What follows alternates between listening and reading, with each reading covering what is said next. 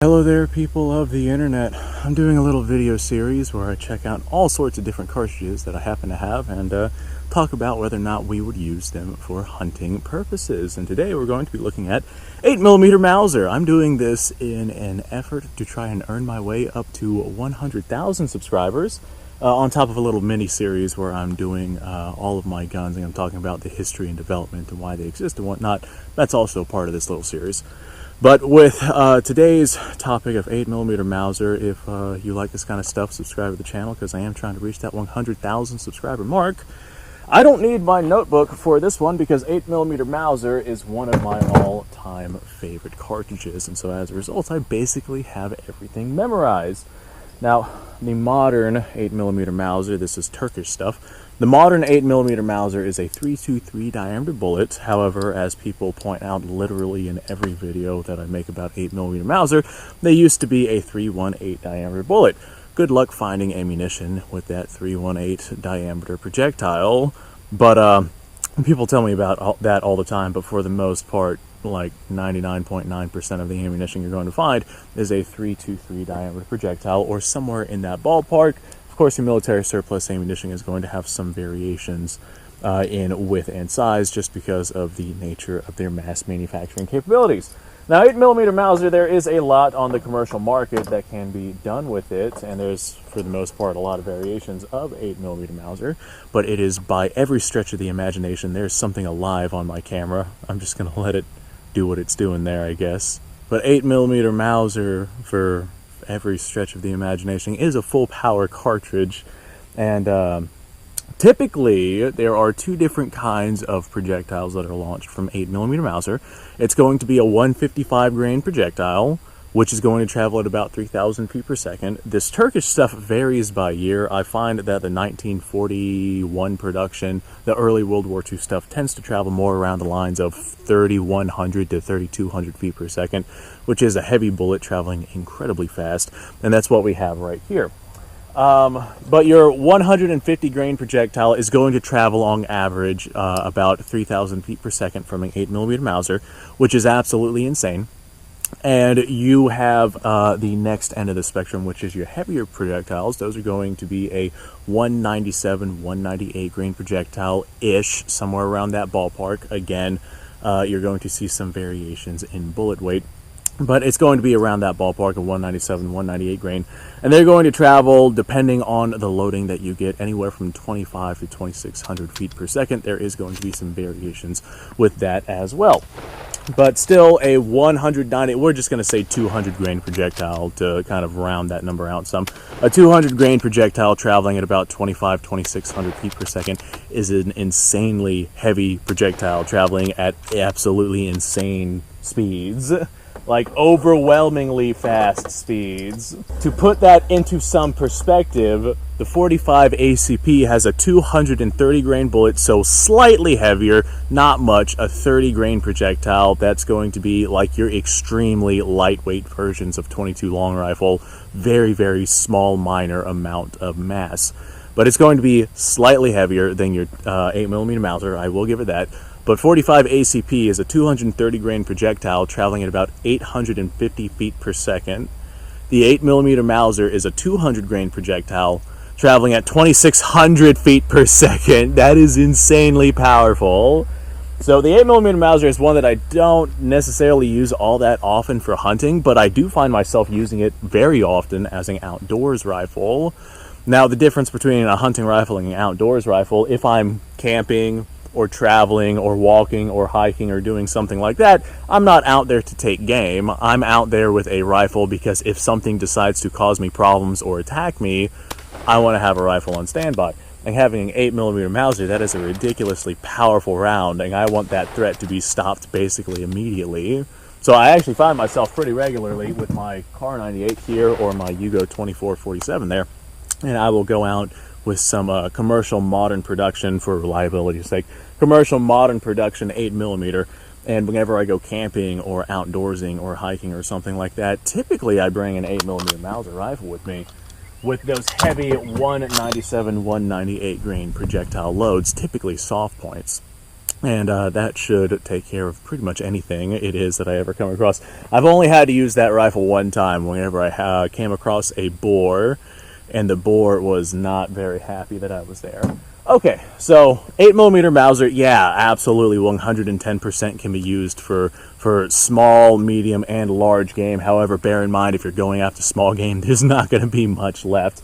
If you're going after medium game, I would recommend the 150 grain projectiles, but even then, man, that's going to absolutely destroy a good amount of the meat that you would be looking to get for yourself. So there's not going to be a lot there for you to be able to harvest. But if it's what you got, it's what you got.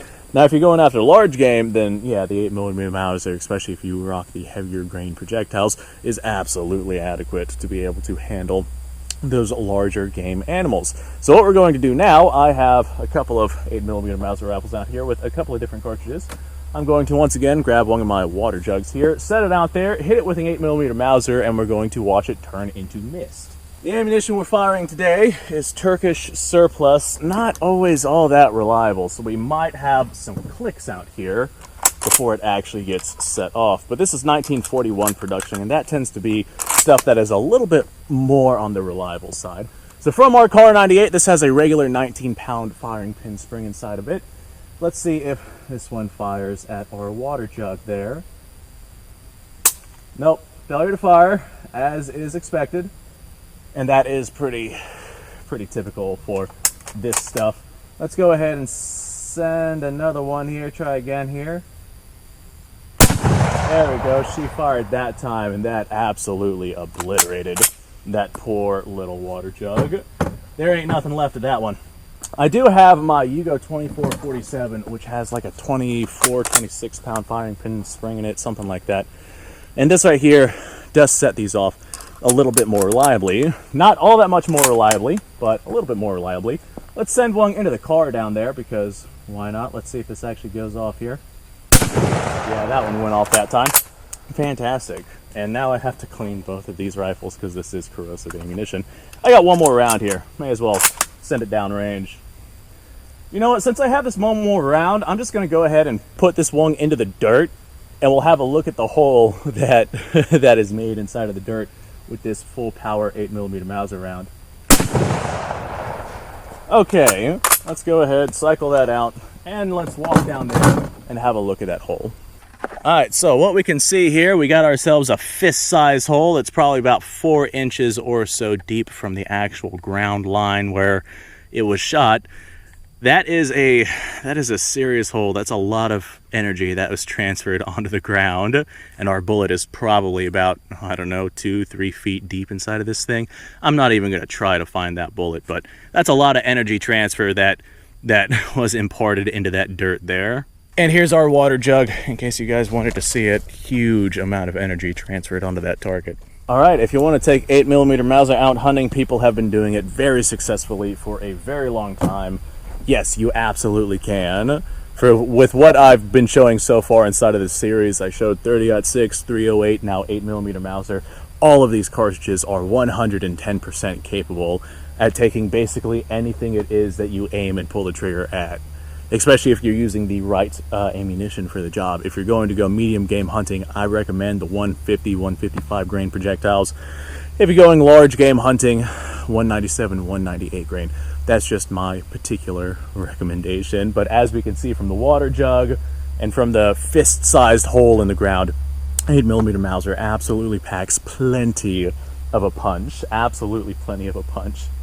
That is, as we say in the industry, one spicy meatball. Okay, thanks for watching, folks. I appreciate your time. Hopefully this video earned your subscription. If not, I'll have to try again later. So, like, subscribe, share, description below, link to all sorts of stuff. Whenever I say that, I mean it. There's a link to all sorts of stuff down in the description. Go ahead and go check it out. A lot of people just kind of like gloss over that because it's the outro, but hey, there are links down there. Go check them out. You guys go off, have yourself a fantastic day. I think I know exactly what cartridge I'm doing next. One that I actually take out pretty regularly. As surprising as it is because it's a rare one. I'll see y'all on that next video.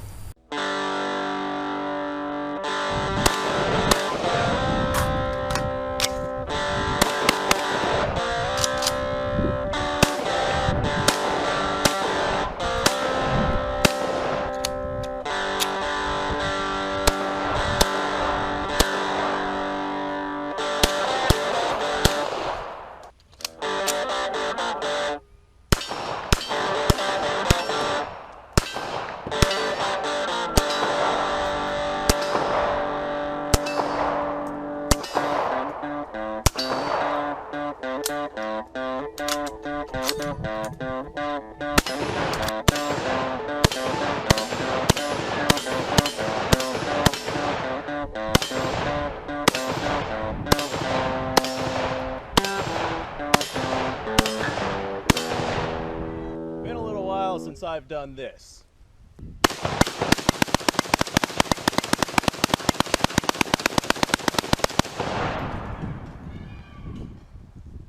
Bonnie and Clyde be damned.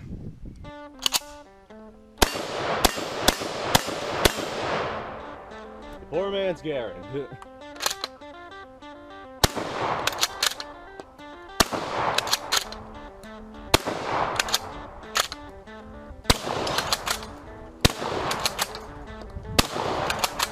It's a shame that bolt-action shotguns aren't more mainstream.